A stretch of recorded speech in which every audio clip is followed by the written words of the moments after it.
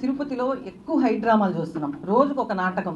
సురభి నాటకం వాళ్ళు కూడా కొన్ని పాత్రలు చేసి ఒక రోజన్నా గ్యాప్ తీసుకునే వాళ్ళేమో. కానీ ఇక్కడ ఉండే కళాకారులు భూమన క్రియేషన్స్, లాస్ట్ టైం చెప్పాను, భూమన క్రియేషన్స్, భూమన ప్రొడక్షన్స్ అని ఒక లాంచ్ చేశారు ఒకటి. ఆ లాంచింగ్లో రోజు ఒక సినిమా, రోజు ఒక నాటకం, రోజు ఒక డ్రామా. ఎందుకంటే బయటకు వచ్చి వీళ్ళకి తెలియదు ఏంటంటే ఏదో మేము బయటకు వచ్చి గొడవలు చేసేస్తే ప్రజలు నమ్మేసి మళ్ళీ మాకేమైనా ఓట్లు వేస్తాడేమో అని అనుకుంటున్నారు ఈ నాయనా కొడుకులు. ఇదైతే చచ్చినా జరగదని మాత్రం గుర్తుపెట్టుకోవాలి. ఇది ఎట్టి పరిస్థితుల్లో జరగదు కరుణాకర్ రెడ్డి గారు అండ్ అభినయ్ రెడ్డి గారు, మీరు ఇది గుర్తుపెట్టుకోవాలి.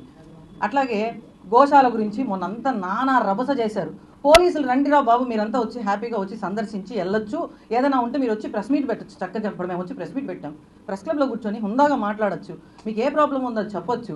ఎందుకు ఈ డ్రామాలు? రోజుకొచ్చి రోడ్లో వచ్చి పడుకుంటాడు. మొన్నేమో ఆయన ఆడికొచ్చి ఒక వేషం వేసుకొని వచ్చి పవన్ కళ్యాణ్ గారి ఫోటో, చంద్రబాబు నాయుడు గారి ఫోటో అక్కడ ఒక డ్రామా చేస్తాడు, బస్ ఎక్కుతాడు. ఓరే నాయన, అసలు మీ క్రియేషన్స్ మామూలుగా కాదు, దేనికి పనికి అన్ని ఫెయిల్యూర్ అయిపోయి లాస్ట్కి అట్టర్ ఫ్లాప్ మీ సినిమాలన్నీ.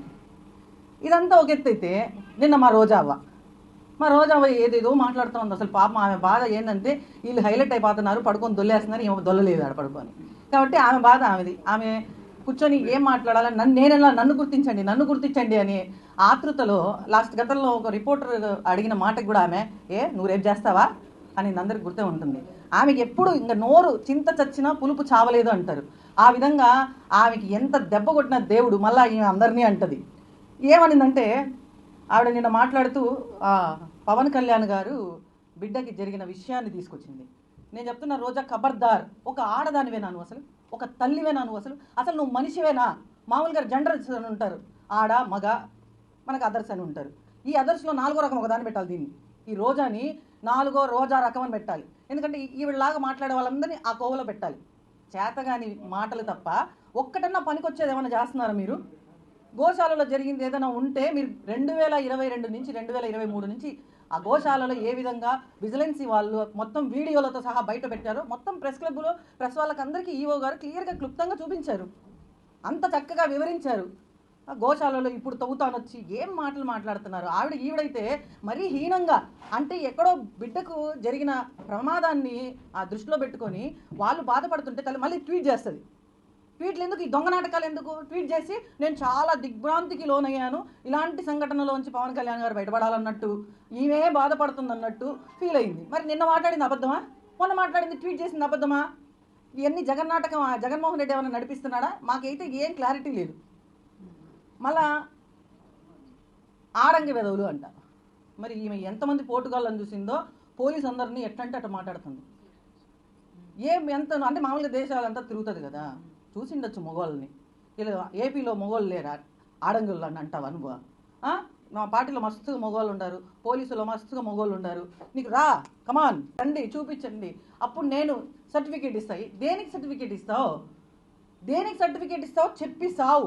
10 మందిలో మాట్లాడదు. నువ్వు ఆడదానివి, ఎలా మాట్లాడాలో నీకు మీ అమ్మ నాయన ఎట్ట నేర్పించి సావాలా? కనీసం మీ అన్న వాళ్ళన్నా నేర్పించాలా?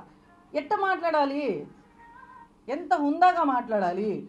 ఏందో రమ్మంటావు, మగతనం లేదంటావు, ఆడవాళ్ళు అంటావు. ఏంది వాళ్ళు వచ్చి ఇప్పుడు వాళ్ళ మగతనాన్ని నిరూపించుకోవాలన్నా? నువ్వు రెడీనా చెప్పు. నువ్వు రెడీ అయితే కమాన్ అన్నావు కదా, వాళ్ళు కూడా రెడీ చేస్తాం. బుద్ధి ఉండాలి. మాజీ మంత్రి మళ్ళీ ఈవిడ సిగ్గు శరమన్నా ఉందా? ఒక మంత్రి స్థానంలో ఉండే మహిళ మాట్లాడాల్సిన మాటలు అవి. మాజీ మంత్రి పేరు ఊరికి పెట్టుకొని నీలాంటి ఆడవాళ్ళు నిజంగా పార్టీకే చీడపురుగులు. నిజంగా మీ పార్టీలో సగం నాశనం అయిపోయి సగం ఓడిపోవడానికి కారణం నువ్వే. మెయిన్ ఐరన్ లెగ్, ఆ టంగ్ కూడా ఐరన్ టంగ్. నువ్వు ఇట్లాగే చేస్తే మాత్రం నిన్ను నగ్గరికి వచ్చి కొడతా నేనే. నీకు దిక్కున్న చోట చెప్పుకో. పవన్ కళ్యాణ్ గారిని చంద్రబాబు నాయుడు గారికి తెలుసు ఆల్రెడీ. పవన్ కళ్యాణ్ గారు రుచి చూసారా? చేత్తో కూడా కాదు రోజా, నేను ప్రెస్ క్లబ్లో మాట్లాడని మాటలు నాతో పలికించొద్దు.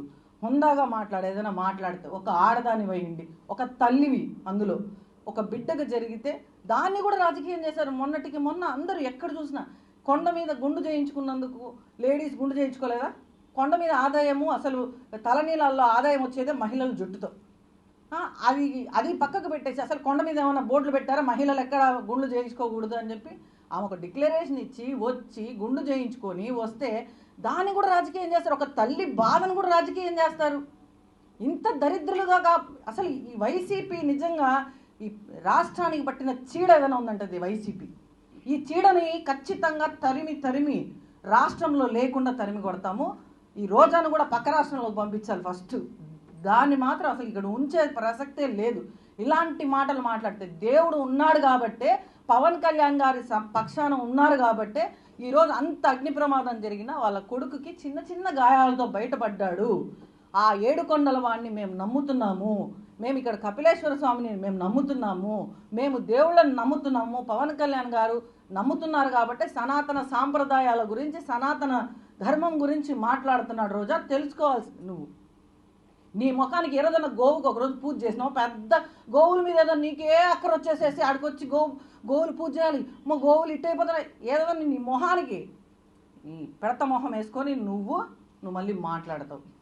ఇంకొకసారి పవన్ కళ్యాణ్ గారి జోలికి వస్తే ఎట్ట కొడతానో ఇంకా మాకు తెలియదు.